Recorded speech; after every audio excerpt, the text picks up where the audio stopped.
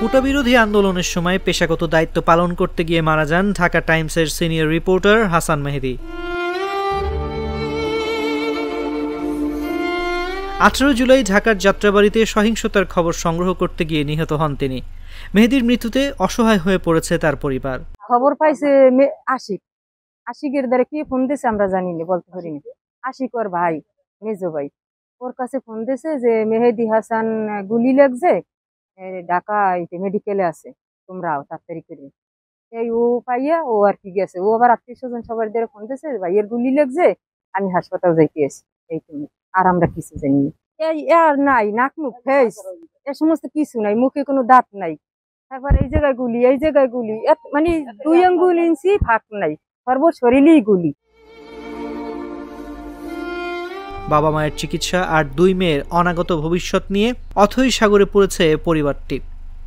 অসুস্থ বাবা মায়ের জন্য প্রতি মাসে প্রয়োজন হতো 10,000 টাকার ওষুধ। এছাড়া পরিবারের খরচসহ সবকিছুই চলত হাসান মেহেদীর আয়ে।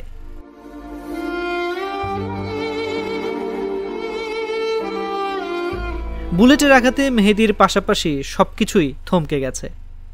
পটুয়াখালীর বাউফল উপজেলার হোসনাবাদ গ্রামে এক সাধারণ পরিবারের সন্তান হাসান মেহেদী। ছোটবেলা থেকেই অভাব অনটনে বেড়ে ওঠা মেহেদী ছিলেন পরিবারের সবার প্রিয়। 3 ভাইয়ের মধ্যে মেহেদী সবার বড়, তাই তো তার প্রতি সবার যেমন বাড়তি ভালোবাসা, তেমনি মেহেদীও ছিলেন পরিবারের প্রতি আন্তরিক।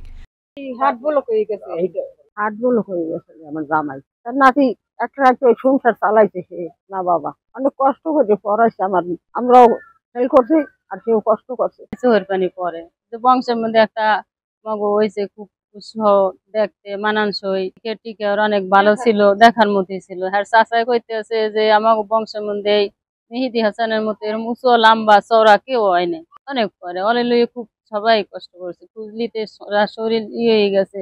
আমার হাত দিয়ে নিম পাতা কাঁচল দিয়ে শরীরে, এরপর গরম পানি করে গোসল করে সরষের তেল রসুন দিছি, এই চুলকানি কমছে। আর হে সারাদিন ঘুমাইছে, এরকম করে বাবাই 2 দিন আমার কাছে পাঠাই দিচ্ছে। এই স্মৃতিগুলো মনে পড়ে এখনো। ওরা কারোর সাথে মুখ তুললে কোনো সময় কথা কয় নাই, মাথা উঁচু করে কারো দ্বারে দাঁড়ায় নাই।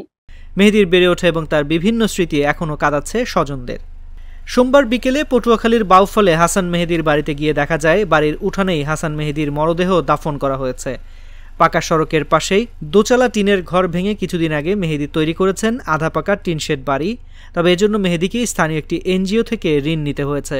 প্রতি মাসে মেহেদী ঋণের কিস্তি পরিশোধ করতেন।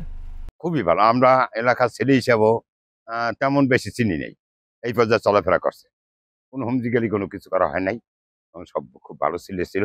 ওর কথা মানে আমরা জিজ্ঞাসা বানিয়েছি খান বলছেন, এত ভালো হলেছে বলা। আর কোন আমি যে ওই এলাকার মেম্বার, সাবেক মেম্বার, আর কইতে পারিনি বুঝছেন। এই অবস্থা আমরা খুবই যে ভালোর কোন শেষ, এই অলরেডি লাখ আছে এই এলাকার, আমার মনে হয় খুবই কম ছিল, এত ভালো ছিল আমরা, খুবই ভালো ছিল।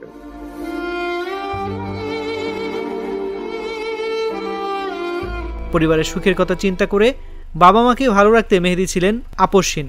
তাই তো পরিবারের স্বজনরা এখনো মেহেদীর কথা মনে করে কান্নায় বুক ভাসাচ্ছেন।